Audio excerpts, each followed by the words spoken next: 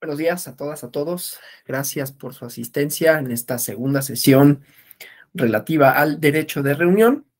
Hoy vamos a ver cuestiones sobre las limitantes jurídicas, que ayer vimos algunas, ¿no? O sea, ayer terminamos la sesión, aunque estuvimos todo el tiempo hablando de la conquista del derecho de reunión, de los distintos grupos que han materializado para sí y para el propio derecho, a partir de la idea de universalidad, el propio derecho de reunión, la posibilidad de hacerlo efectivo y de convertirse con ello, ¿no?, en titulares de ese derecho. Y vimos que tiene varias manifestaciones. Hoy vamos a problematizar un poquito sobre las manifestaciones del derecho de reunión, porque, digamos, además de que está ligado a otros derechos que ya habíamos visto, de petición, desde luego de asociación, que es indisociable, valga el uso de las palabras, ¿no? No se puede entender la asociación sin reunión, pero no necesariamente la asociación es, digamos, la asociación es producto de la reunión, pero la reunión no necesariamente deriva en asociación. Entonces tenemos que hay reuniones de distinto tipo, con distintos fines. Desde luego resultan más problemáticos aquellos que tienen alguna finalidad de corte político. Reunirse para deliberar, reunirse para producir algún efecto, ¿no? Las famosas marchas, y con ello vienen las restricciones, que siempre son problemáticas, ¿no? ¿Por qué restringirlo? ¿Bajo qué circunstancias? Y vamos a atravesar también en todo esto el COVID, y por ahí alguien ayer nos comentaba el 29 constitucional, los problemas no solo de reglamentación del 29, sino de instrumentación, y lo que sucedió en el caso mexicano, que tuvo sus componentes de diversa índole, pero me referiré propiamente a las medidas de salubridad, intentando,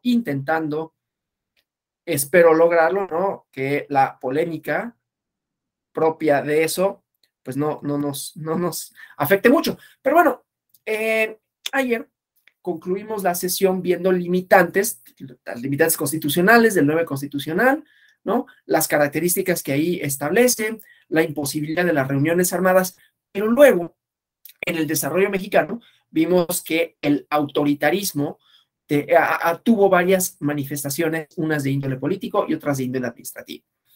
Me refiero a ambas, unas para hacer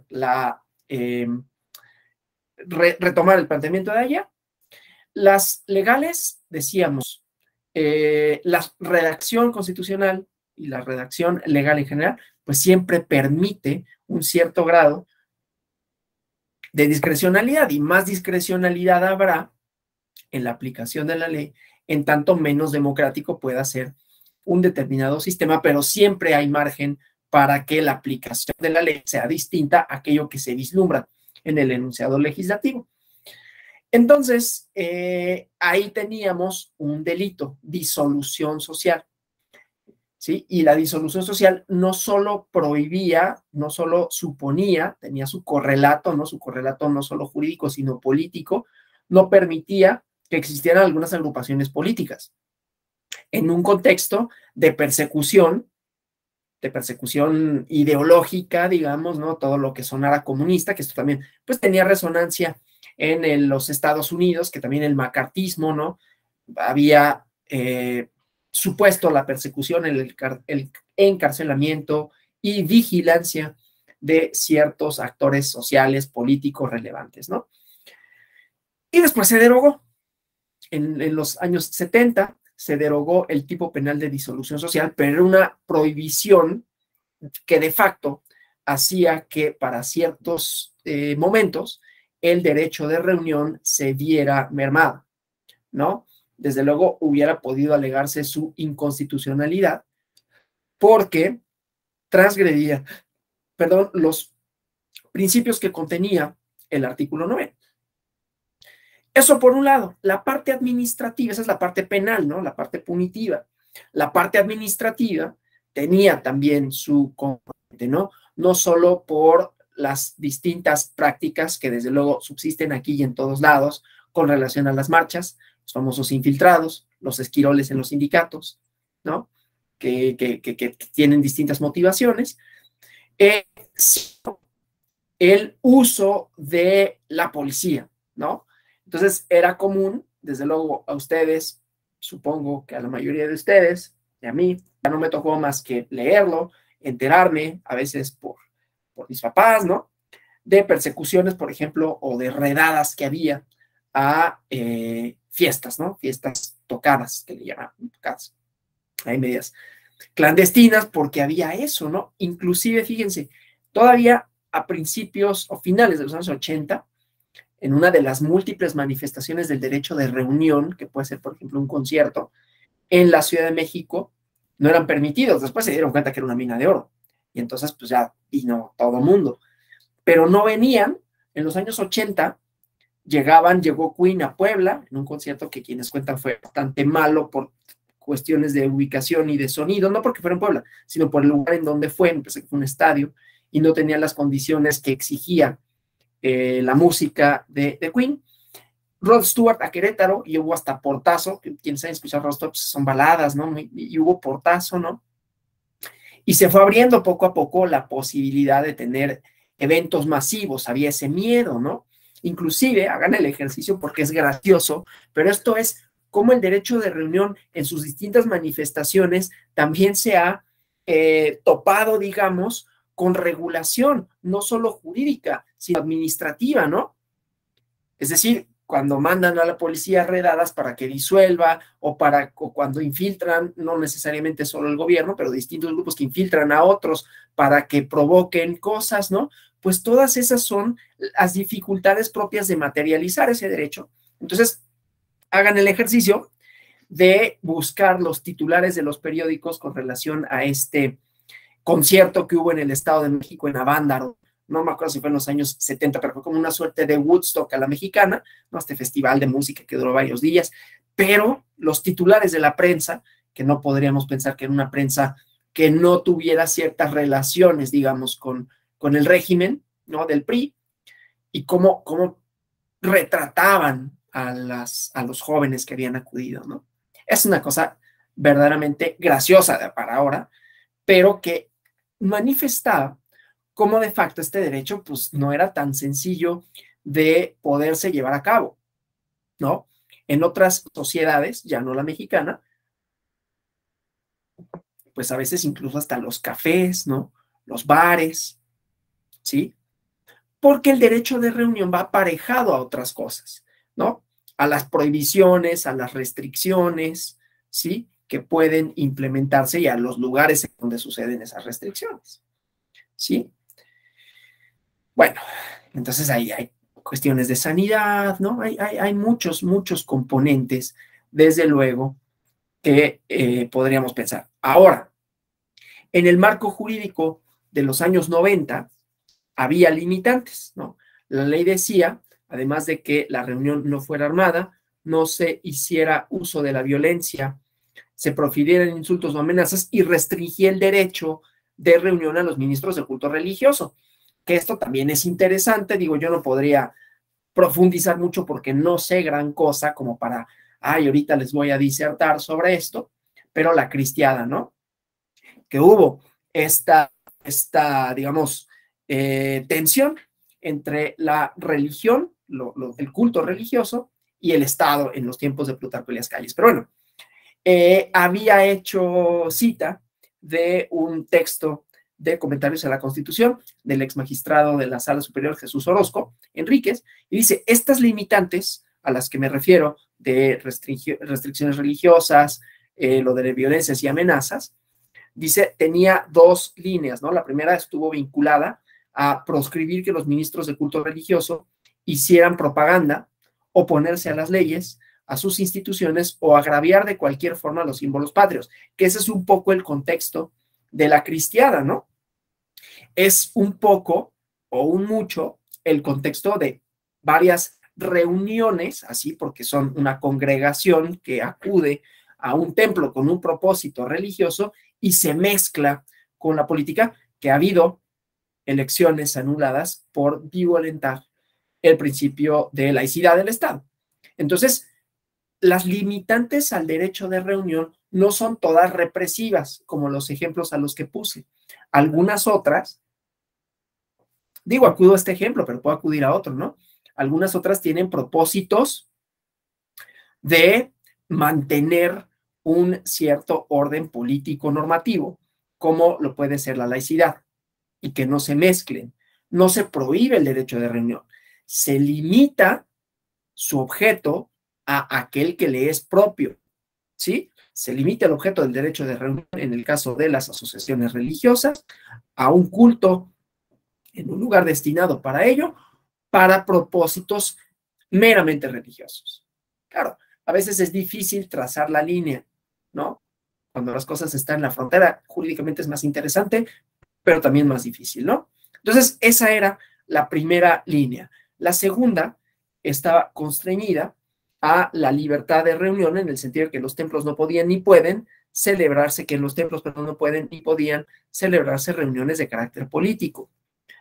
Era esta parte religiosa, ¿no? Fuera de esas restricciones, podríamos hablar de las restricciones de facto, como decía, las restricciones que en aras de garantizar un orden, lo que sea que esto signifique, porque esta definición tampoco es tan nítida, ¿no?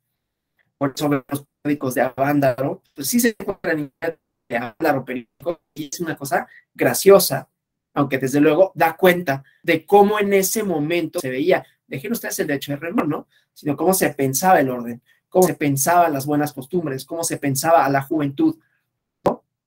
En un marco de significación más amplio, desde luego, porque había esta persecución al comunismo, esta idea de los hippies, que también estaba en Estados Unidos, ¿no?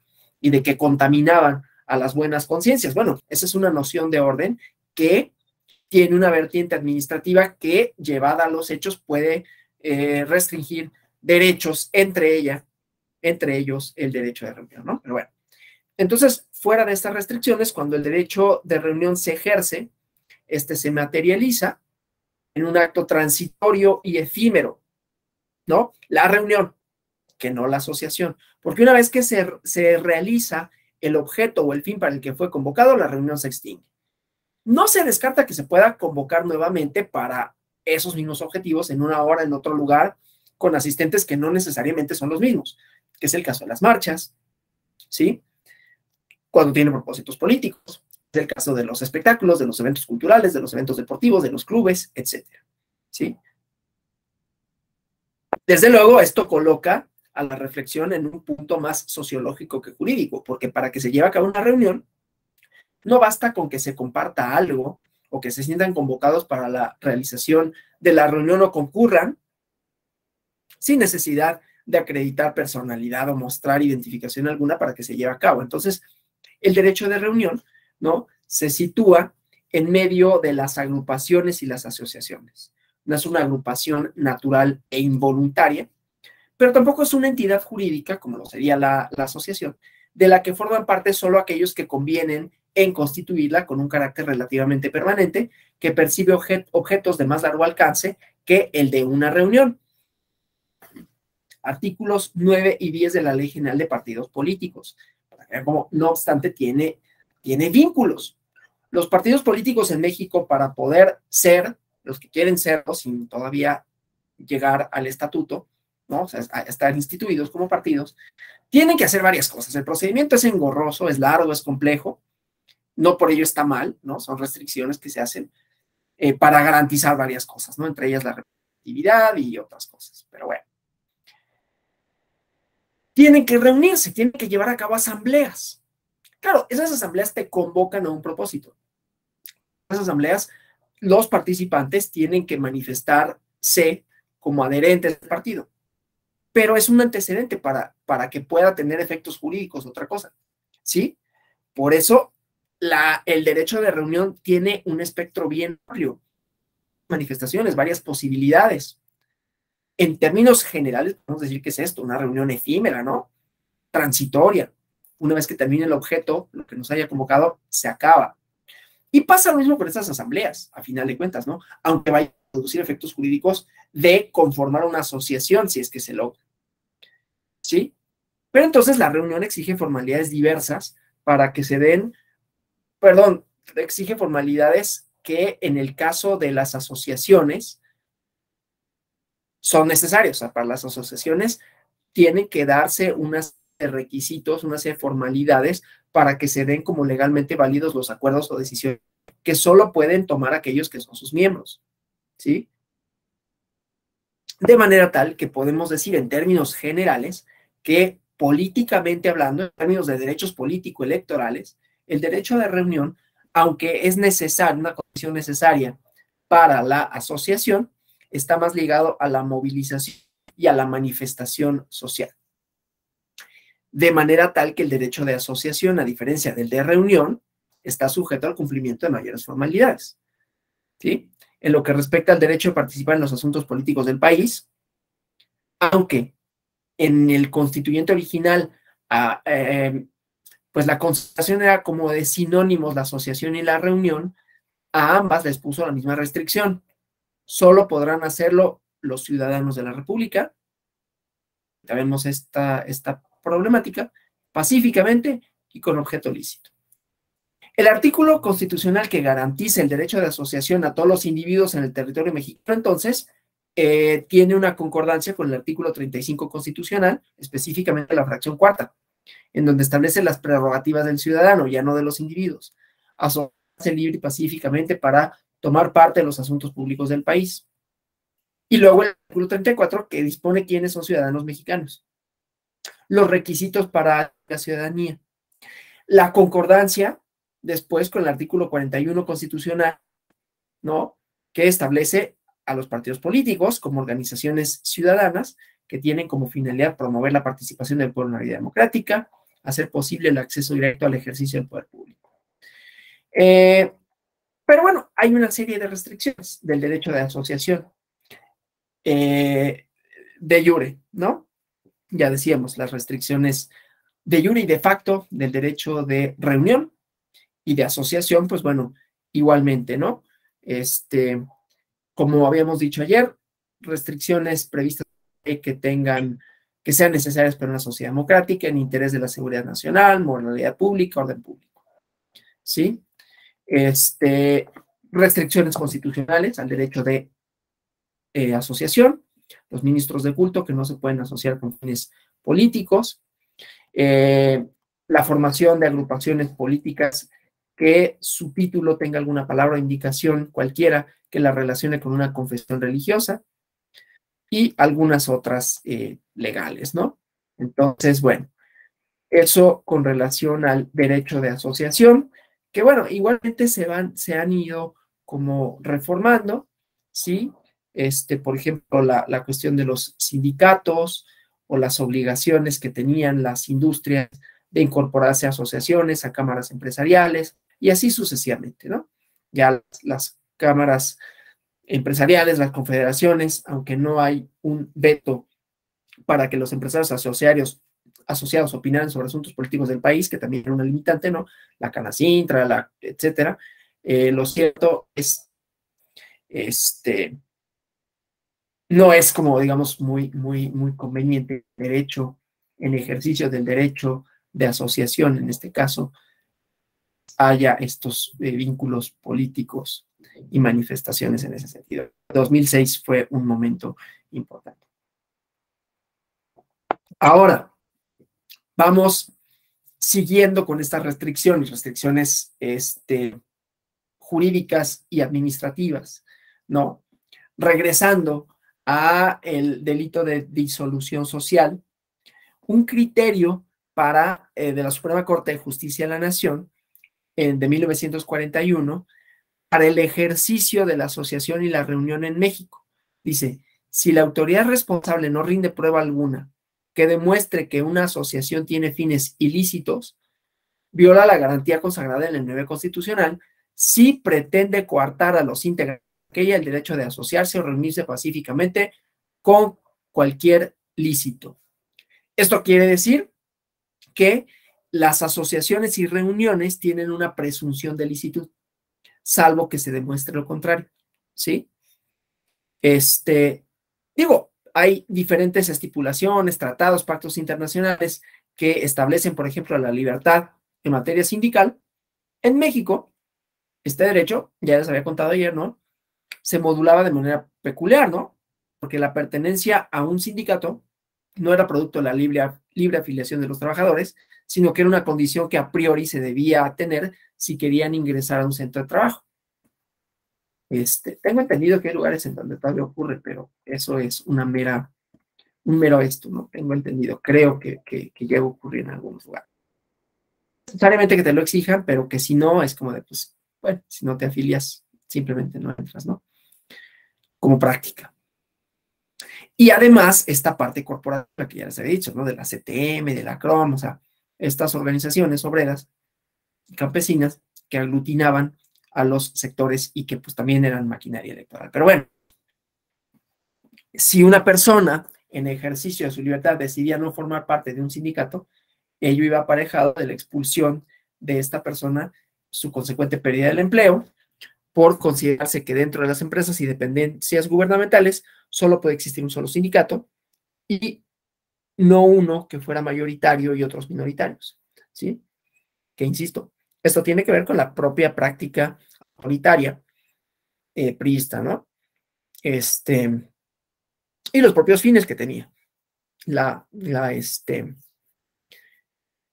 limitación de esa libertad, ¿no? Los propios fines que le sirvieron al régimen para consolidarse como tal, ¿no? Con los efectos de desmovilización que tenía. Tiene entonces consecuencias políticas, porque el derecho de reunión como tal tiene un propósito de movilización, ¿no?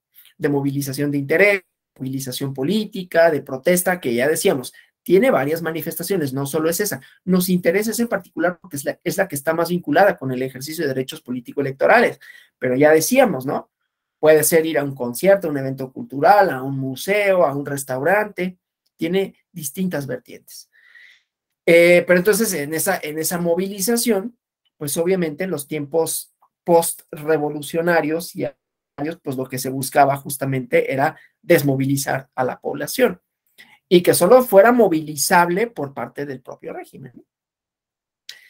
Hasta 1999 se resolvieron amparos que hablaban de esta cuestión de la libertad sindical, ¿sí?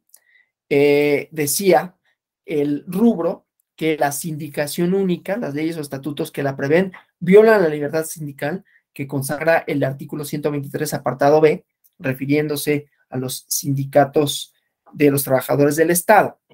Y dice, el artículo 123 constitucional consagra la libertad sindical con un sentido pleno de universalidad, otra vez con este elemento, ¿sí? Como ven, la universalidad no solo supuso el reconocimiento en la legitimidad para reivindicar derechos, primero de reunión, luego de asociación y demás, a grupos excluidos, ¿no? Ayer habíamos hablado de grupos marginados, grupos que de alguna manera no estaban incorporados ni reconocidos dentro del régimen, los regímenes políticos, ¿no? Obreros, luego mujeres y así sucesivamente. Entonces, en este caso, otra de sus manifestaciones era la libertad civil. ¿Sí? Entonces, decía el artículo 123 constitucional, en esta jurisprudencia de la Corte, consagra la libertad sindical con un sentido pleno de universalidad, que ya se extiende, partiendo del derecho personal de cada trabajador a asociarse y reconociendo un derecho colectivo una vez que el sindicato adquiere existencia y personalidad propias. Sigo leyendo. Dicha libertad debe entenderse en sus tres aspectos fundamentales. Un aspecto positivo, que consiste en la facultad del trabajador para ingresar a un sindicato ya integrado o constituir uno nuevo. Un aspecto negativo. Recuerden que ayer hablamos de la libertad negativa y positiva, ¿no? En términos de los liberales, ¿sí? Sin coacciones de ninguna índole, externas, y la capacidad para autodeterminarse, ¿no? Un sentido negativo que implica la posibilidad de no ingresar a un sindicato determinado y la de no afiliarse a un sindicato alguno. La libertad de separación o renunciar de formar parte de la asociación. Entonces, estas restricciones que a la libertad de asociación sindical existieron hasta 1999 tenían su razón de ser en el sistema normativista, pero que además, insisto, se manifestaban también con las restricciones al propio derecho de reunión que existía, ¿sí? Ahora, el Estado mexicano todavía tiene como una facultad discrecional, hablando de estas restricciones administrativas, a través de la toma de nota, ¿no? Que es un acto administrativo que puede ser y ha sido utilizado políticamente, ya no solo para reconocer un sindicato, sino para otros propósitos, desaparecer empresas, por ejemplo, ¿no? Es lo que se utilizó en su momento para desaparecer a la compañía de Luz y Fuerza, ¿no?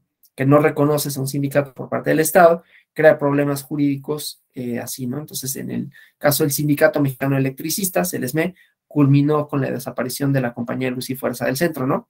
Que abastecía de energía eléctrica al centro del país. Y bueno, se encargó de abastecer a la región la Comisión Federal de Electricidad, ¿no? Eso es como otros usos, ¿sí? En que se materializan las restricciones. La pertenencia a una política en México se garantiza si es producto de un acto libre e individual, ¿sí? Entonces, igualmente, ¿no?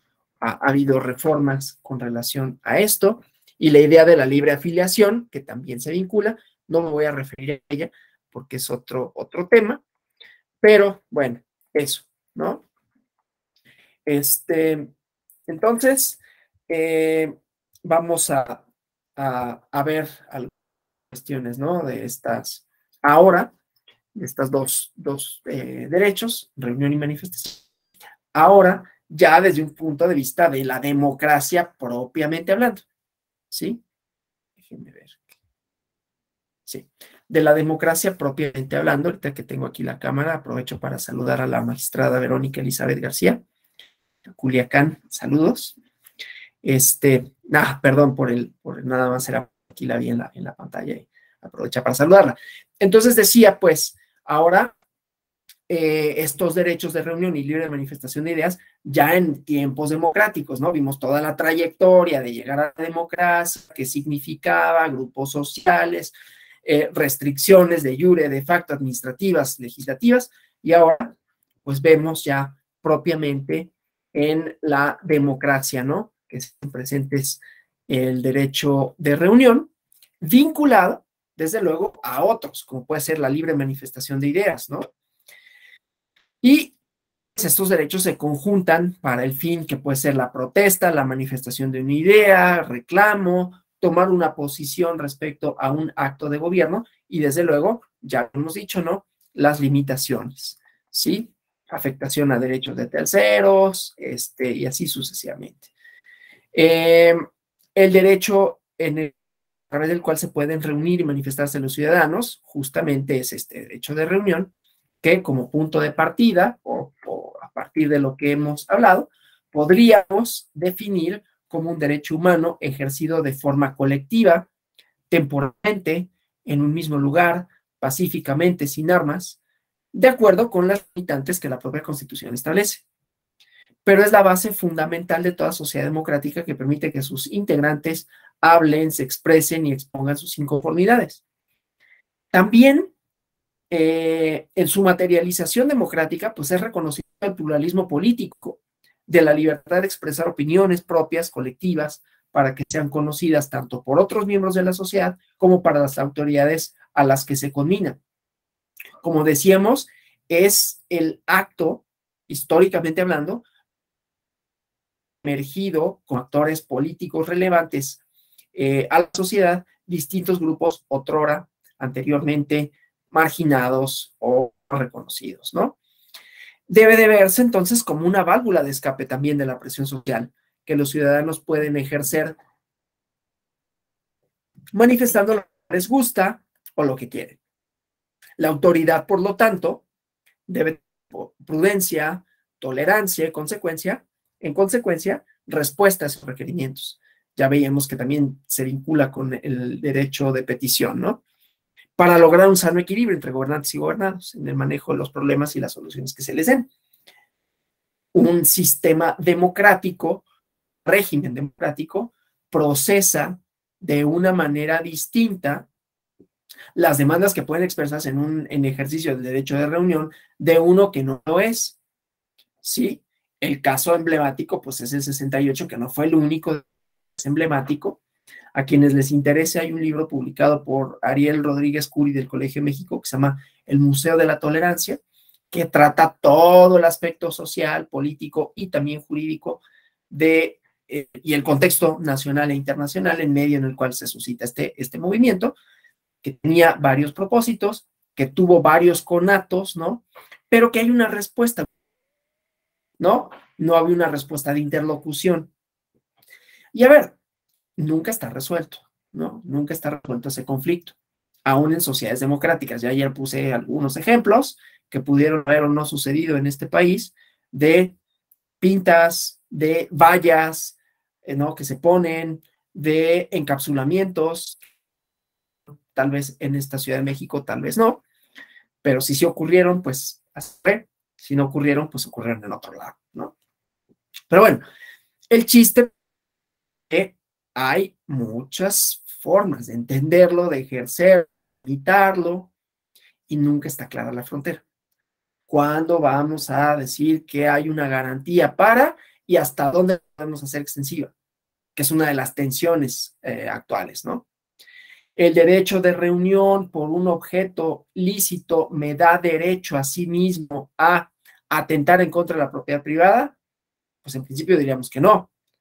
Atentar en contra de los, ¿cómo se llama? De los monumentos, pues yo diría que no habría problema, dado que hay una demanda incumplida. A mí no me asusta que rayen las paredes, ¿no? El ángel de la independencia. La respuesta tiene que ser, entonces vamos a acordonarlo para que no puedan pasar. Pues no, ¿no? Más allá de que pueda no gustarnos que lo rayen, pues hay una demanda insatisfecha. Entonces, ¿cómo consigues ese equilibrio? ¿Cómo consigues si la manifestación, pues tiene que ser, obviamente tiene que ser disruptiva, ¿no? Para que se escuche, no puede ser como de, bueno, pero a determinada hora donde no le afecte, porque estamos hablando del derecho de reunión en su manifestación política más contundente, ¿no? Las marchas, el cierre de vialidades que desquician, que ahorcan a una ciudad, ¿no? Bueno, pues sí, es que la idea sí es molestar, ¿no? La idea es que hay un reclamo no resuelto.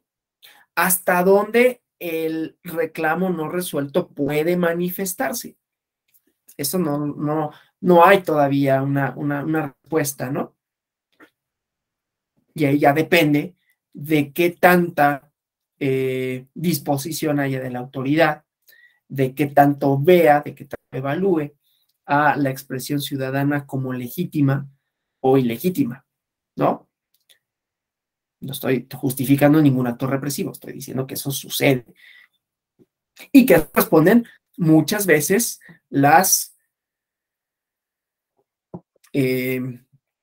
los operativos, las demandas, de respeto, lo que sea, ¿no?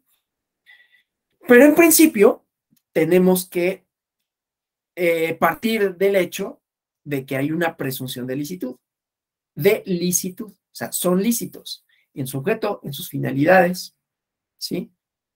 De ahí que deslegitimarlos por quiénes son sus miembros, por quienes la convocan, por los motivos que los pueden convocar, no es una limitante de jure, pero sí puede implicar una limitante de facto, ¿sí? Además de periodos de tensión social, de polarización, que no es que esté mal que hay, pero sucede que entonces esto también es utilizado con otros propósitos, ¿no? De un lado y de otro. Lo cual no quiere decir que se deba de coartar el derecho a reunión. Para nada.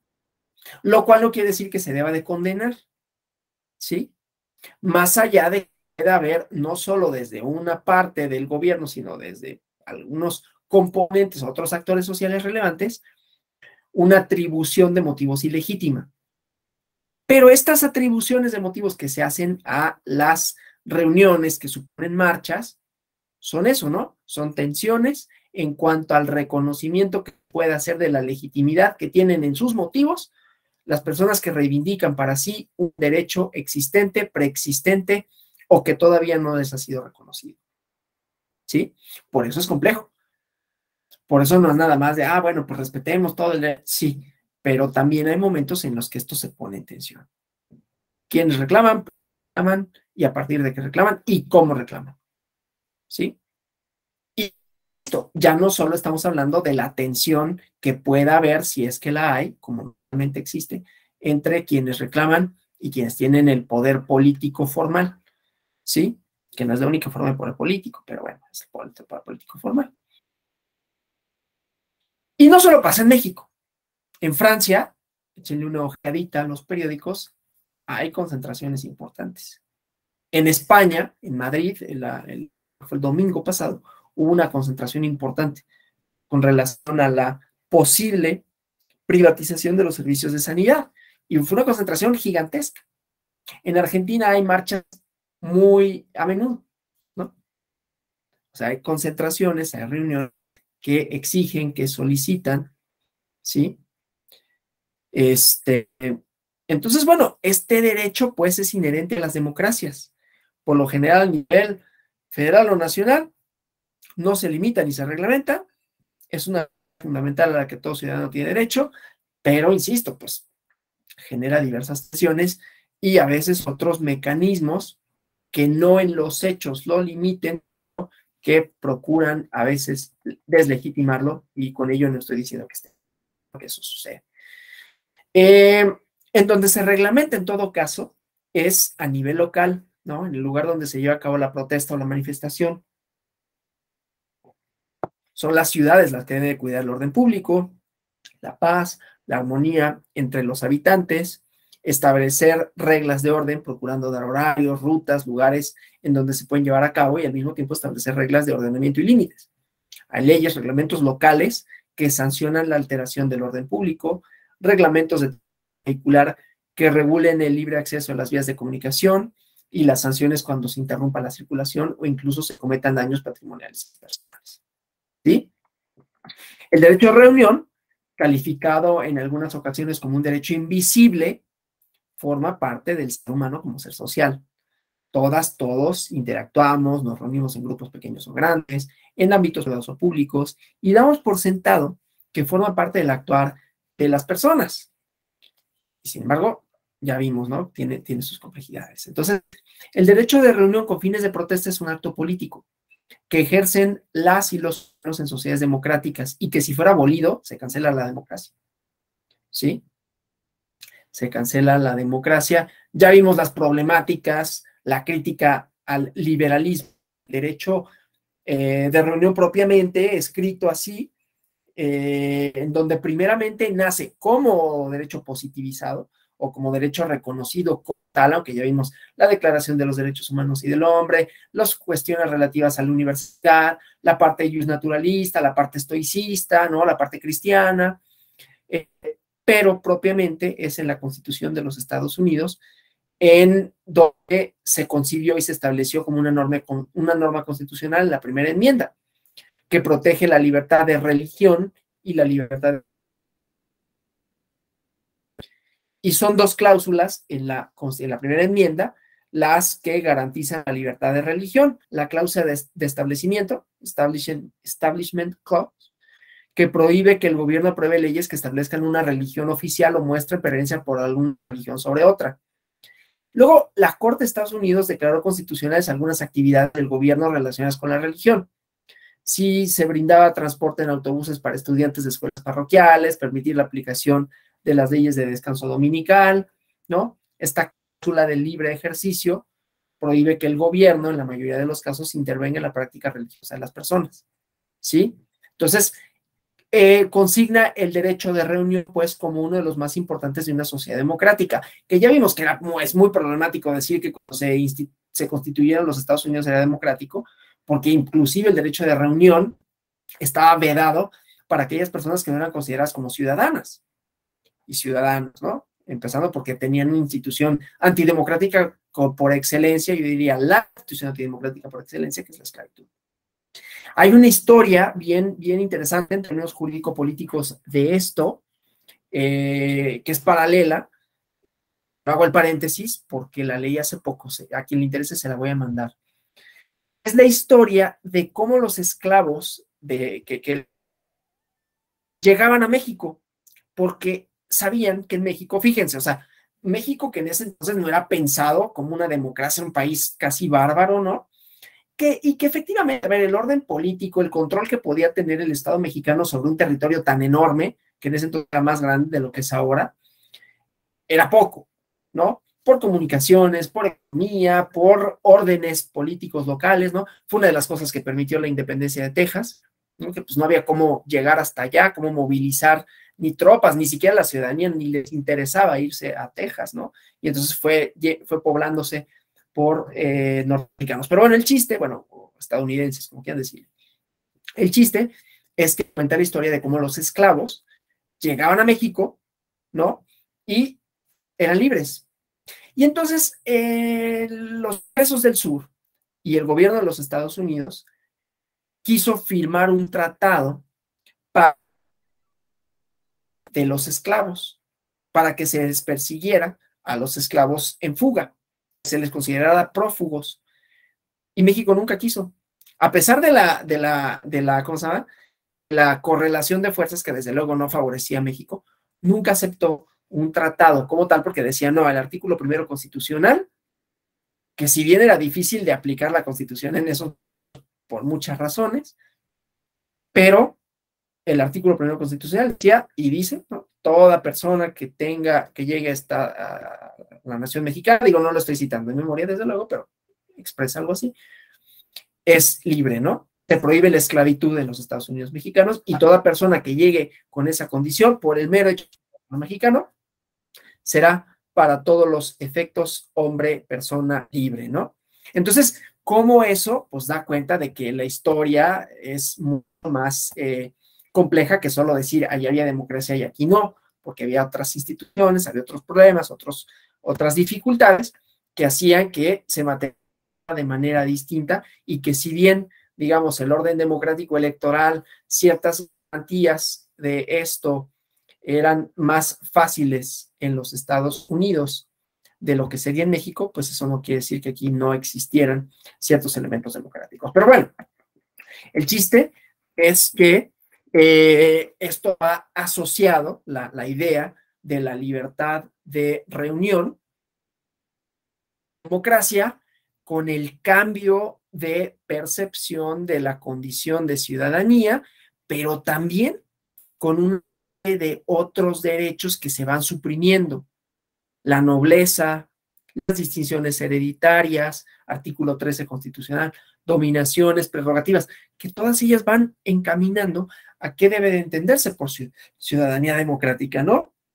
Con decoraciones de pruebas de nobleza que suponen distinciones de nacimiento, superioridad, otra que la de los funcionarios públicos en el ejercicio de sus funciones, pero ya no superioridades de sangre, venalidad, adquisición por herencia de oficios públicos, ¿no? Para ninguna nación, individuo, privilegio, excepciones, etcétera, ¿no? Entonces, todo esto tiene estas disposiciones, digamos, históricas y jurídicas y van configurando un orden democrático, ¿sí? Bueno, entonces, ahora vamos a una cosa que más o menos he tratado de idear, pero que ahorita lo vamos a concretar con las limitaciones a la reunión, con los fines estos de manifestación de ideas, con estas componentes de transitoriedad, ¿no? Que tiene una duración breve, determinada previamente, no son las que necesariamente se instalan, bloquean, obstruyen, aunque también está en el artículo 9. Pero bueno, el ejercicio, la interposición de los derechos humanos, cuando se hacen valer, generalmente colisionan porque son absolutos, como es el caso de derecho de reunión y las manifestaciones que afectan los derechos de otros, que ya había dicho, ¿no? O sea, siempre va a haber un choque. La idea de manifestarle, pues es generar una afectación. Entonces, la reunión, que es este ámbito temporal, transitorio en el ejercicio de un derecho, que tiene un carácter, ¿cómo se llama? Efímero, puede chocar con otros elementos. Entonces, el ejercicio de los derechos humanos desde el punto de vista de la universalidad, que ya habíamos hablado ayer, puede llegar a ser avasallantes. Este problema que yo les decía, ¿cuáles son los límites? Toda reunión por sí misma, si su objeto es lícito y es pacífica, es deseable en términos políticos, es en sus fines, en sus medios, será legítima por ese solo hecho. ¿Qué pasa si, por ejemplo, el ejercicio de la libertad de expresión, el derecho al honor, que son universales y absolutos, colisionan si se exceden? Yo lo que decía, ¿no? Que yo podría tener una respuesta ideológica de, pues a mí no me importa tanto que rayen una pared o que rayen un monumento, si de por medio está una protesta que es que tiene como objeto visibilizar algo lacerante como la violencia feminicida, ¿no? Entonces, bueno, pues que rayen, ¿no? Pues de modo que les pidas orden cuando no han tenido por parte del Estado la protección necesaria, y no solo del Estado, sino todos los otros marcos de significación. Entonces, el derecho de reunión, como el derecho de libre tránsito, pueden colisionar, ¿no? El derecho al trabajo, etcétera, ¿sí? Por los bloqueos. Entonces, hay que hacer estos ejercicios de ponderación. Nada más que las ponderaciones no son solo jurídicas en términos estrictos, ¿no? En donde la Corte define y diga, bueno, pues para todos los efectos, la preferencia, porque además, ustedes lo saben mejor, para quienes son abogadas, abogados, funcionarios judiciales, pues la ponderación es el caso. Es decir, puede haber asuntos en los que tenga prevalencia, mayor prevalencia, un derecho, un principio sobre otro, y en un caso no necesariamente el mismo o análogo, pero en un caso similar, el otro tenga preferencia, ¿no? Entonces, no está definido para todos y para cualquier momento. Pero bueno, contrastar derechos que se oponen. Esto quiere decir que también hay una ponderación por parte del poder público y ese siempre va a ser un problema, ¿no? Pero entonces habrá que oponerlo para determinar en qué medida debe defenderse o promoverse a costa del sacrificio del otro. El resultado de la ponderación, pues es un derecho más o menos definitivo que se posee en tanto la ponderación correspondiente se ha realizado y en la medida determinada por esta, ¿sí? Esto es en términos estrictamente jurídicos y tiene una metodología, ¿no? La ponderación. El test de proporcionalidad que hacen diversas juzgadores dependiendo de la sentencia, según de lo que se trata y los principios que colisionan. Pero insisto, en la actividad, ya que hemos visto las restricciones a la libertad de reunión no solo son jurídicas, sino son administrativas, en el ejercicio del gobierno, que pueden estar o no sustentadas jurídicamente, y a veces sustentadas jurídicamente pueden servir para que se limite el derecho de reunión, entonces también hay una evaluación que puede hacer la o el gobernante con relación a la aplicación de la ley. Bueno, entonces vamos primero a la cuestión jurídica formal y luego vamos a la cuestión administrativa para vincularlo con el COVID, porque no fue propiamente, ahorita vemos una restricción sanitaria de tipo suspensión de garantías. Y hay muchos porqués. Podríamos discutir si era en términos del de proporcional, si había idoneidad, no en cuanto a lo que se hizo, sino que hubiera otro para garantizar de mejor manera que ocurriera o que dejaran de ocurrir reuniones para garantizar el derecho a la salud y el derecho a la vida. Pero hay otros factores que se interponen, ¿no? O sea, estas decisiones tampoco son de restricciones así de nadie sabe, fusilamos, ¿no? Porque de pronto, no sé, concibió de esa manera, pero de pronto sí había un ánimo como muy represor. No, es que en otros países te multan, ¿no? Te meten a la cárcel, y no había como esta idea a veces de las restricciones económicas que tenían algunas personas. Y con ello no estoy defendiendo la política pública en torno a COVID, solo digo que a la hora de tomar la decisión, pues hay una serie de cosas que están en medio, ¿no? Y que no es solo la ley. Pero bueno, hablando de la ley, pues la ponderación es una técnica que implica la aplicación de normas, de principios y que es característica de aplicación de normas constitucionales, típicamente principales, aunque no solo, cuando reconocen derechos, también cuando establecen competencias normativas, la competencia, por ejemplo, del legislador para ordenar las relaciones sociales, ¿sí? Si puede el legislador pronunciarse sobre determinadas cosas, no. Pero bueno, entonces, esto que se aplica generalmente por los tribunales cuando surgen conflictos entre derechos y tratándose de derechos humanos, como en este caso, pues están, ya saben, compuestos por reglas y principios que tienen diferencias, ¿no? Las reglas establecen supuestos de hecho y consecuencias jurídicas. La colisión con otras reglas se resuelve mediante la premisa mayor de la norma posterior y de la norma especial, ¿no? Las reglas se establecen dentro del marco jurídico de lo fáctico y realizable, no requiere de mayor esfuerzo argumentativo, suelen poseer un alto grado de precisión. Las reglas exigen un comportamiento concreto y determinado, establecen principios y son interpretadas sistemáticamente. Pero los principios, desde un punto de vista doctrinal, tienen otro rol. Son la base y el fundamento de todo ordenamiento jurídico. Son una directriz hermenéutica para la aplicación de las reglas jurídicas. En caso de falta de norma concreta y específica, lo que integra o para integrarlo como fuente de derecho, pues es el principio, pero puede colisionar con otros y con bienes jurídicos tutelados constitucionalmente y tienen niveles elevados de imprecisión terminológica. Ayer veíamos universalidad, bueno, ¿para quién? ¿Y para quiénes? ¿Y cómo? ¿Y cuándo? ¿Sí? Pero bueno, entonces los principios fundamentan, interpretan e integran el orden jurídico y cuando está establecida la importancia y la complejidad con que operan los derechos humanos, se toman en cuenta para las leyes reglamentarias que dicten cómo se ejercen. En el caso de derecho de reunión, se tienen que compatibilizar con otros derechos. Esto desde el plano normativo, que ya dijimos, no es el único. En el plano normativo hay expectativas de cumplimiento y de aplicación. Y ya el cumplimiento y la aplicación es otra que rebasa al ámbito jurídico, ¿no? Puede significar la imposición o no de sanciones, pero eso ya trasciende a la expectativa de cumplimiento y de orden que funda la norma. Pero bueno, en el caso del derecho de reunión, entonces se tiene que compatibilizar con otros derechos, ¿no?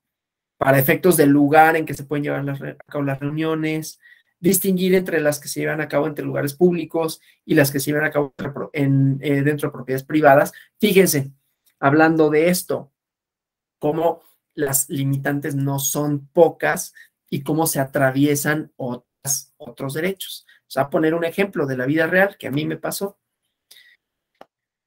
Por razones que no importan, estaba viendo un salón para un evento. Y entonces en ese salón te dicen, bueno, pero tienes que pagar esto para la música, porque el sindicato de músicos, puede clausurar tu evento. Oye, pero si yo pongo mi lista de reproducción, no. Si es para efectos de una fiesta, te pueden llegar y te pueden clausurar, ¿no? Sí, claro, no una fiesta con mis amigos, que yo, ahí hay como diferentes cosas. Si yo invito aquí a gente y viene música, no. Pero si es una fiesta de otro tipo, ¿no? Una boda, unos 15 años, y contratas a alguien para que sea DJ, lo que sea, tiene que haber un permiso.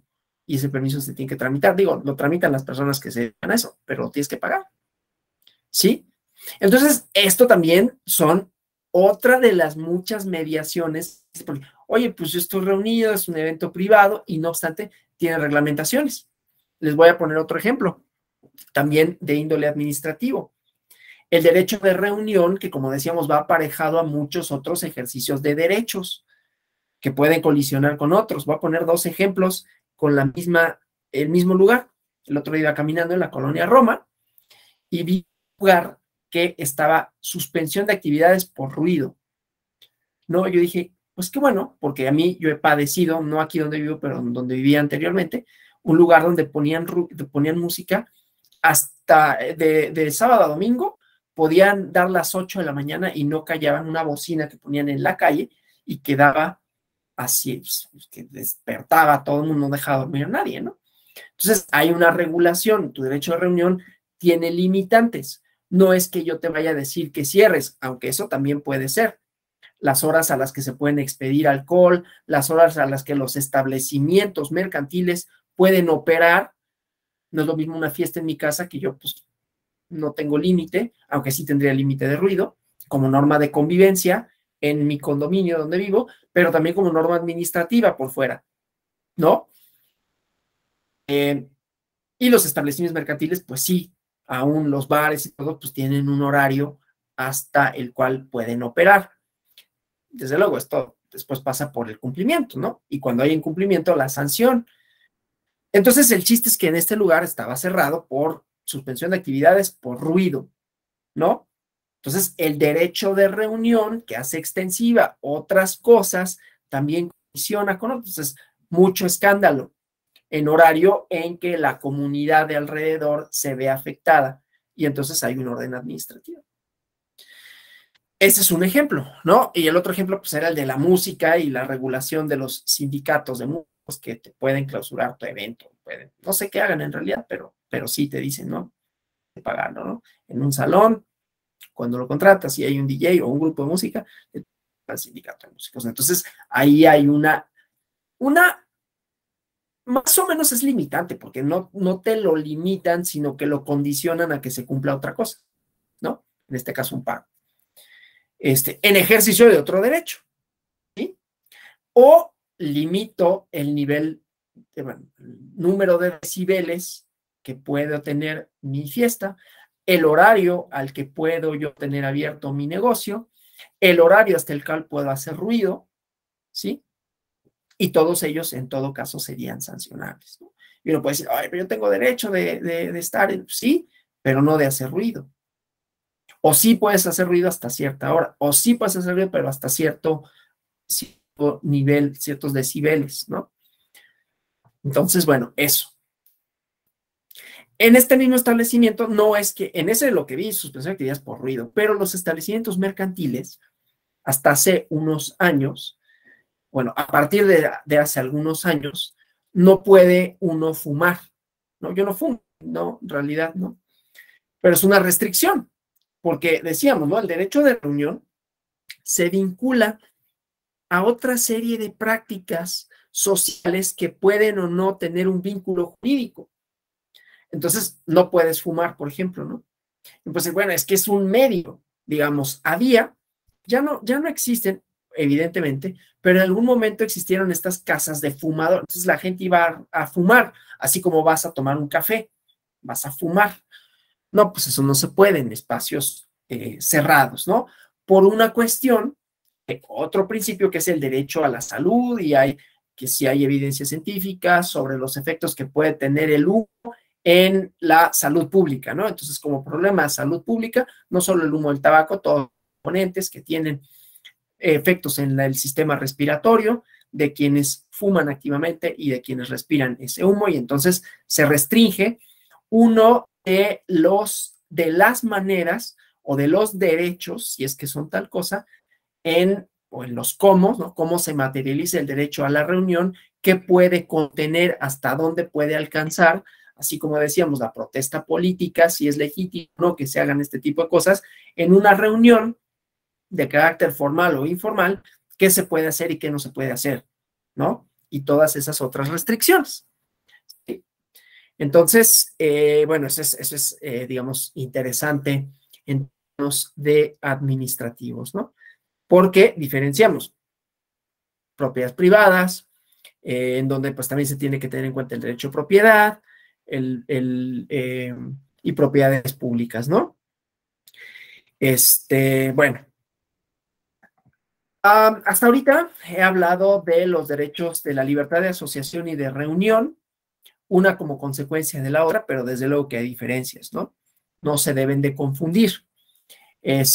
Primero, porque el derecho a la libertad de asociación es un derecho complejo que se compone por libertades positivas y negativas, ¿no? Que lo vimos para el caso de los sindicatos, cuestiones relativas a la posibilidad de que cualquier individuo establezca por sí mismo y junto con otras personas una entidad con personalidad jurídica propia, que tiene un objeto y una finalidad lícita de libre elección. La libertad de reunión, ya decía, una íntima relación con el de asociación, pero es que todo individuo se pueda congregar, agrupar con otras personas en un ámbito privado o público con finalidades lícitas, las que sean, siempre que el ejercicio de ese derecho se lleve a cabo de manera pacífica, ¿no?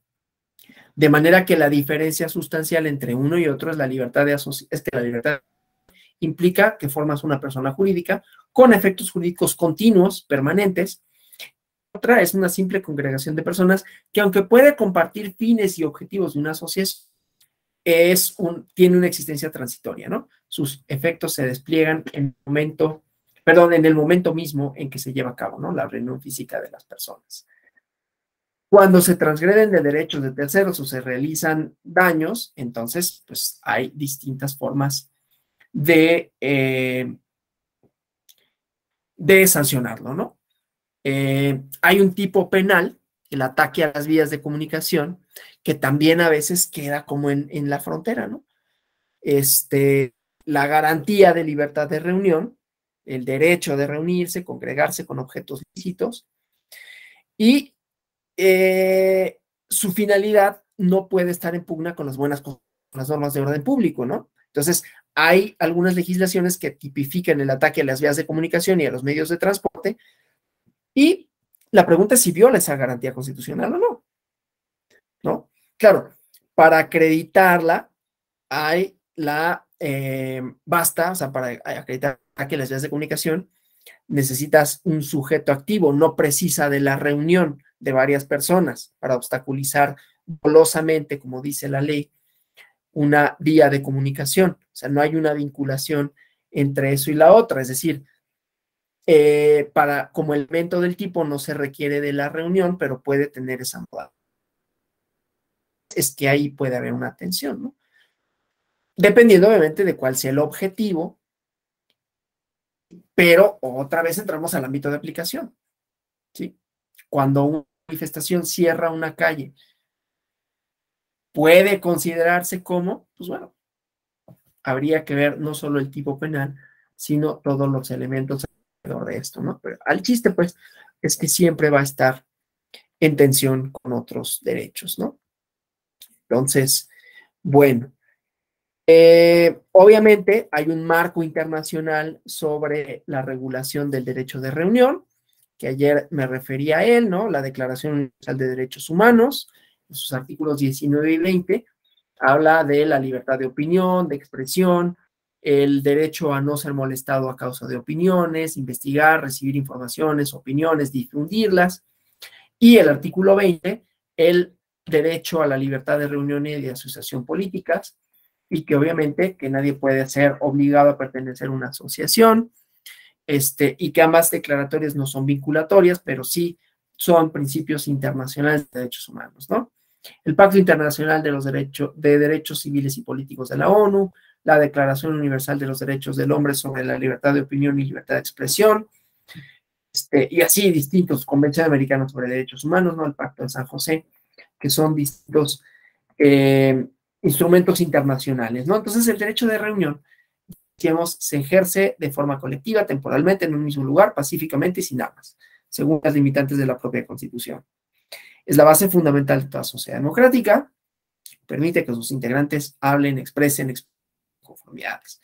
Es un reconocimiento al pluralismo político, va vinculado con otros derechos, la libertad de expresar opiniones propias y colectivas para que sean conocidas, tanto por miembros de la sociedad como las autoridades a las que se conmina, y debe verse, ya había dicho, como una válvula de escape que la sociedad puede ejercer exponiendo lo que no le gusta o lo que no quiere, y la autoridad pues debe ser prudente, tolerante y responder a las manifestaciones con el fin de lograr un equilibrio entre gobernantes y gobernados, ¿no? ¿Qué más les puedo decir? Bueno, vamos a algunos casos internacionales, pero desde luego al establecer límites como que las reuniones sean pacíficas, las restricciones varían según el tipo de sociedad que se trate, ¿no? En Alemania hay limitaciones hay limitaciones a las manifestaciones en las sedes del Poder Legislativo, Ejecutivo y Judicial, ¿no? Que le incorpora España en su legislación. lo prohíbe en su Código Penal, señala que un atentado a la libre decisión de los legisladores que se vean presionados por un solo grupo, que generalmente defiende intereses particulares, y que entonces dejarían de legislar, o sea, como impedir la función legislativa. En países como Chile, Venezuela, Colombia, hay restricciones a las manifestaciones de acuerdo con el tipo de gobierno que han tenido. En Chile, en este proceso, ¿no?, de reformulación constitucional, todavía hay vigencia de leyes que se dictaron durante la dictadura, que son restrictivas de las libertades, ¿no? Debe a persecución política, ahí sí, redadas en contra de aquellos que se sospechaba que estaban conspirando, ¿no?, en contra del régimen. Colombia prohíbe que se marche, perdón, encapuchado por las experiencias tenido, y en Venezuela se restringe con leyes secundarias, se ponen obstáculos para la realización de las mismas, y Ecuador no tiene ley secundaria que reglamente el derecho de reunión, pero el procedimiento para otorgar permiso hace que se dificulte la autorización de una marcha, ¿no? Entonces, como vemos, va ligado también al tipo de régimen democrático de que se trata, ¿sí? En Irán, tristemente, que desde luego ahí no podemos decir que es el contraejemplo de cómo en las no democracias esto camina de otra forma, ¿no? En las democracias pedimos que se respete el derecho, nos peleamos como sobre las tensiones con sus alcances, cómo deben de ser las limitantes en todo caso, materialmente cómo se puede ejercer, hasta dónde, cuáles serían las limitantes racionales, tanto de reuniones públicas como reuniones privadas, en su objeto, en sus fines, en sus métodos, pero es posible, y es posible discutirlo. En Irán, ustedes sabrán, ¿no? Actualmente, pues hay una persecución fuerte contra la disidencia, que utilizan estos distintos mecanismos para la desmovilización, pero que al mismo tiempo hay una movilización importante en contra del régimen, encabezado por mujeres, además, ¿no? Que tampoco es casualidad, ¿no? Entonces es interesante ver cómo esto se va manifestando. Digo, si les interesa un poquito más la situación de Irán, no la actual, pero la situación histórica del papel de las mujeres en Irán y las formas de restringir sus libertades en los regímenes del Shah y esto, pues está la novela gráfica y la película de Persépolis, ¿no? Que lo cuenta bien. Vamos a las restricciones por COVID, porque ya me referí un poco a restricciones de índole administrativo gubernamental.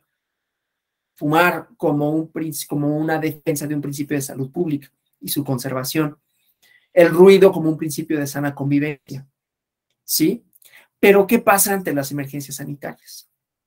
Primero, la emergencia sanitaria por COVID, ¿no?, planteaba como varios escenarios posibles.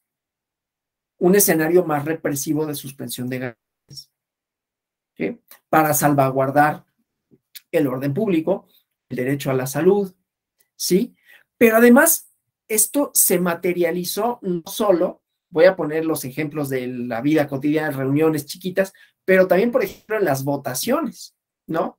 En Coahuila y en Hidalgo, me parece que fueron los casos en donde se suspendieron momentáneamente las elecciones y luego se volvieron a llevar a cabo. Y ahí la pregunta era, ¿tienes facultades para? O sea, ¿tiene facultades el INE para suspender, reanudar de conformidad con el decreto que expidió en su momento la Secretaría de Salud en términos de la pandemia, ¿no?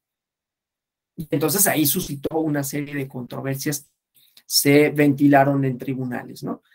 Bueno, y obviamente los derechos democráticos por excelencia, ¿no?, de manifestación, ¿sí?, que se veían como ahí, ¿qué hacemos, no?, con a veces de tipo como reuniones deportivas, ¿no?, los partidos de fútbol o de lo que fuera, no eran sin gente, ¿no?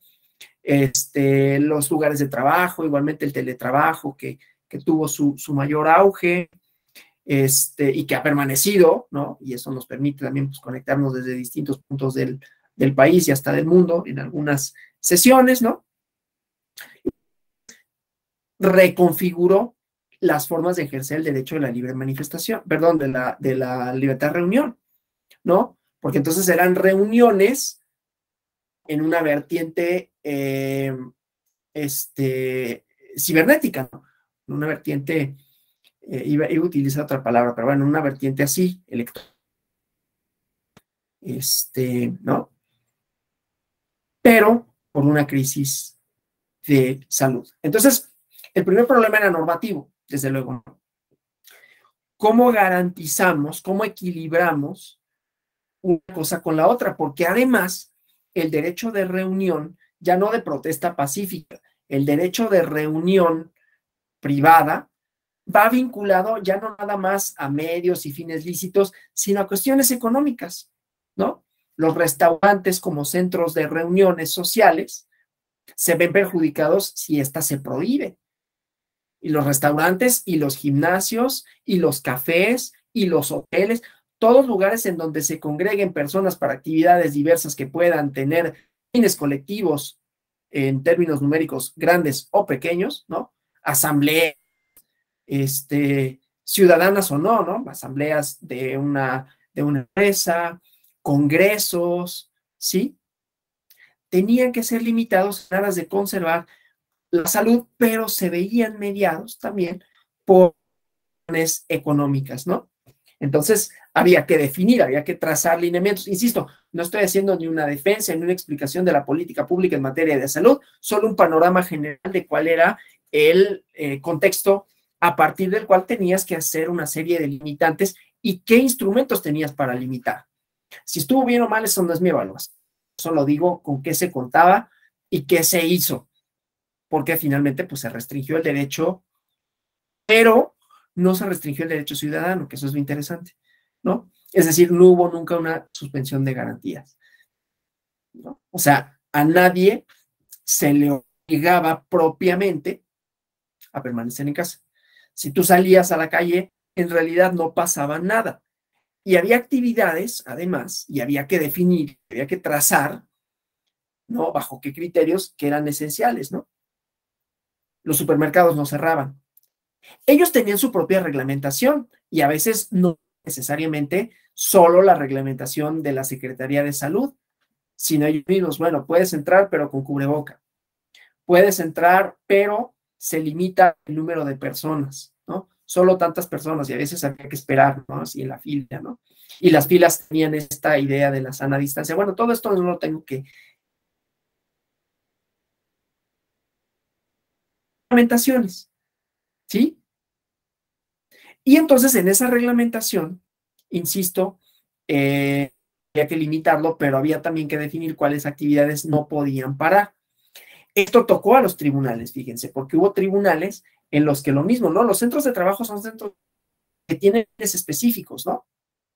¿Sí? O sea, no, otra vez, no solo el derecho de reunión entendido como la manifestación de ideas pacífica, sino también como aquella que lleva a cabo determinados fines, en este caso laborales, y también es transitoria, porque pues hay un horario de trabajo, ¿no? O sea, lo podemos hacer extensivo a muchas prácticas sociales, que pues dábamos por sentado que así eran y que así existían.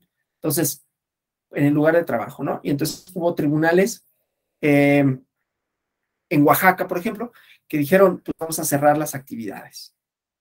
Y entonces hubo quienes interpusieron recursos ante la sala superior y dijeron, oye, pero es que si tú cierras actividades y ninguna puede resolverse, pues va a haber asuntos que sean urgentes, que van a quedar en el limbo, ¿no? Que van a quedar sin resolverse y que además por la propia naturaleza del acto, por los derechos que se vulneran, pueden causar afectaciones permanentes.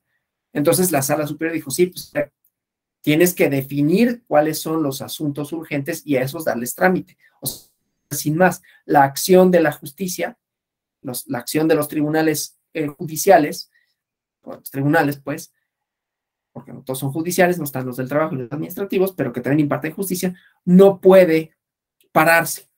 Transporte público tampoco, ¿no? Había limitantes, número de pasajeros, bueno, etcétera, ¿sí?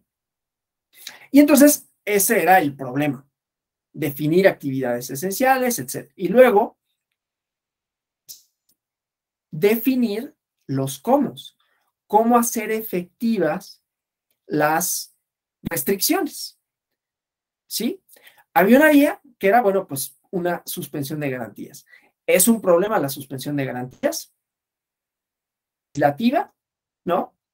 Que a lo mejor ahí no hubiera habido mayor problema por la composición del Congreso, pero por falta de reglamentación, ¿no? Además, es una medida federal en todo caso. No todas las constituciones locales lo prevén, ¿no? Ahí hay una cuestión hasta de competencia y de que entonces, si lo decreta la federación es la que lo tiene que hacer valer. Y entonces, ¿qué vas a hacer? ¿Vas a desplegar a las policías federales, a los cuerpos de seguridad federales para que se cumpla? ¿O vas a establecer un acuerdo de coordinación para instrumentar la medida? No, es un problema. Estás en medio de una contingencia y en medio de un contexto político en donde pues se puede empantanar. Sí, no estoy justificando, estoy diciendo, hay una serie de problemas, de restricciones a las que pues también se enfrentan los gobiernos a la hora de hacer operativas ciertas medidas, ¿no? Y entonces la restricción que se pensó que era la mejor fue de índole administrativo. No era tanto de que a la ciudadanía se le castigue, sino controlar a los lugares, ¿no? Y entonces los lugares, esos es más fácil vigilar, esos no pueden abrir. Si abren, están sujetos a una sanción, pero obviamente había que mediar, ¿no? Entonces, bueno, no es que no abras para cierres completamente, sino bueno, entregas comida para llevar, ¿no? Y ya después, conforme se fueron relajando las medidas, bueno, un cierto número de personas, luego estas otras vertientes de, bueno, pero pueden utilizar la calle, ¿no? El espacio público, para que ahí, ya que se empieza a saber un poco más sobre el COVID, ¿no? Bueno, en ese momento, pues al aire libre hay menor riesgo, y entonces eso fue permitiendo una apertura paulatina. Pero aquí lo importante es que la instrumentación de la prohibición no era restrictiva para el derecho propiamente del ciudadano, de la ciudadana, sino que era una responsabilidad de índole administrativa para los comercios, ¿no? Y vimos muchas veces de fiestas en distintos lugares de la República que llegaban a clausurarlas, que llegaban a cerrarlas, a pedirles, invitar a la gente que se fueran por las restricciones que hubo en materia sanitaria, pero era una restricción sanitaria. En otros países hubo otro tipo de ejercicios vinculados con la tecnología. Yo no sé si deseables o no, porque tocan con la idea misma del ejercicio ciudadano, que era el control de la información, ¿sí? Y entonces, por medio del celular, controlar no solo estas cosas infrarrojas, ¿no? Del calor que despides para ver si tenías fiebre o no, sino en China, ¿no? Detallando tus movimientos y entonces si salías podía detectarse, ¿sí? Esto en aras de garantizar un bien público, ¿no? Como la salud. Pero entonces, insisto, pues no estaba para todos los efectos resuelto. Hubo marchas que se llevaron a cabo, ¿no? Y que había problemáticas de, oye, ¿se va a poder llevar a cabo? ¿No se va a llevar a cabo? Es un foco de riesgo, ¿no? Que suceda. En Estados Unidos, además, se atravesó, por ejemplo, las protestas por el asesinato de George Floyd, ¿no? En Minnesota. Entonces hubo marchas congregadas y además había otras medidas que dificultaban un poco, digo, en México y en todos lados, el derecho a reunión, como el uso del cubrebocas, ¿no? La discusión si era obligatorio o no, no importa, pero la cuestión en los Estados Unidos, ¿no? Donde muchas personas, mucho más que aquí, ¿no? Reivindicaban para sí el derecho de me puedo reunir sin cubreboca porque hay un atentado en contra de mi libertad.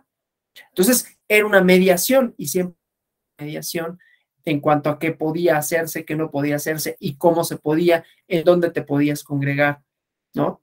Con sus vertientes electorales a las que me referí, ¿no? Los procesos de Hidalgo y de Coahuila fueron suspendidos por el Instituto Nacional Electoral, que había asumido la competencia, ¿no? De esas elecciones y después volvió levantó la suspensión, digamos, ¿no? Y ahí había controversia si podía o no, porque no había fundamento constitucional para decir suspendo y para decir reanudo.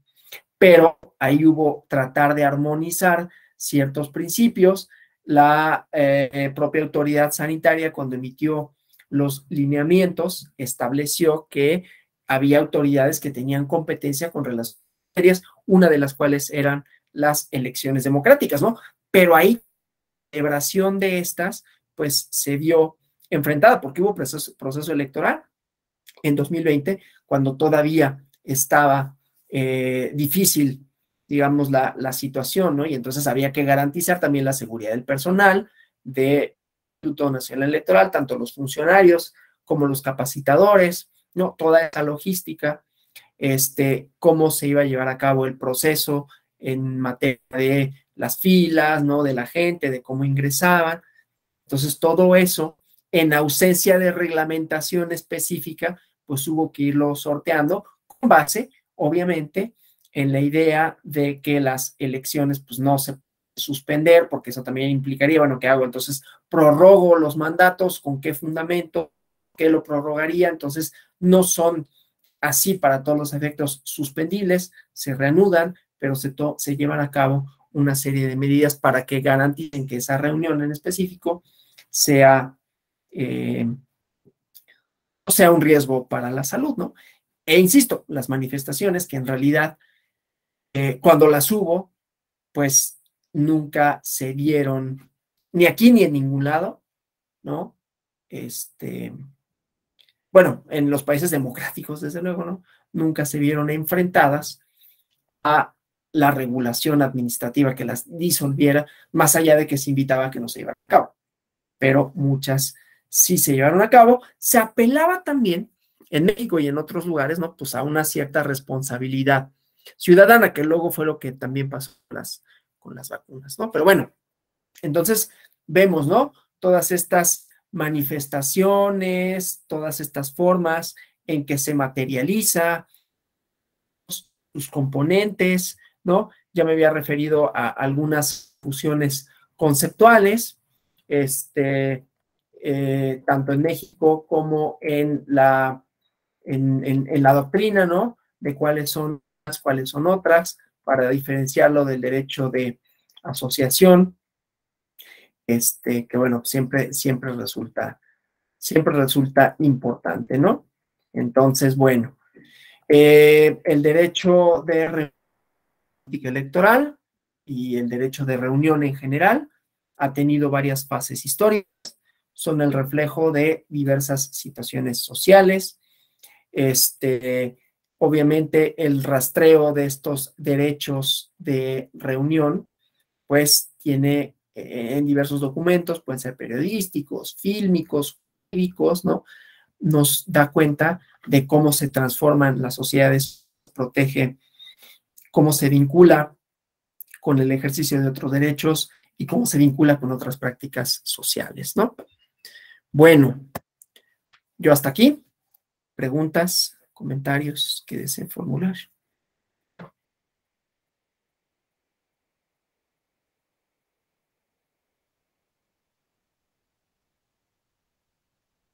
¿Todo bien o mal? Sí, perfecto, maestro. Bueno, pues muchas gracias por su atención, por su asistencia. Espero que haya sido interesante, ¿no? El recorrido histórico, jurídico, político, la problematización de, sobre todo de las restricciones, cómo hacerlo efectivo, pero cómo compatibilizarlo con otros derechos y desde luego cómo el COVID supuso un problema propiamente, ¿no? Y más o menos cómo se solventó, que desde luego no podemos decir que fue completa y diáfanamente, pero bueno, hubo un intento o varios, no solo en México, sino en todos lados, de compatibilizar un poco el derecho de reunión, circunscribiéndolo a determinadas prácticas y desde luego las tecnologías que pues nos permitían y nos permitieron y nos siguen permitiendo reunirnos de manera virtual, ¿no? De manera cibernética.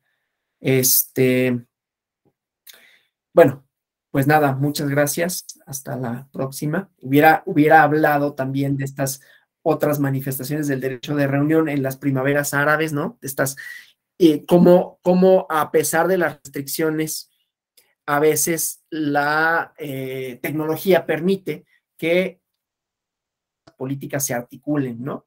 Entonces, que fue un poco lo que pasó en las primaveras árabes con Facebook, la convocatoria para grupos, para que se unieran, para que protestaran, y después ya la materialización de la manifestación en las calles, ¿no? Pero bueno, muchas gracias, que tengan feliz fin de semana. Nos vemos la próxima. Gracias por los comentarios, magistrada Verónica, siempre un gusto saludarla. Y pues bueno, descansen este fin de semana, pásenla bien, que tengan una feliz mediodía y nos vemos en próximas actividades. Gracias.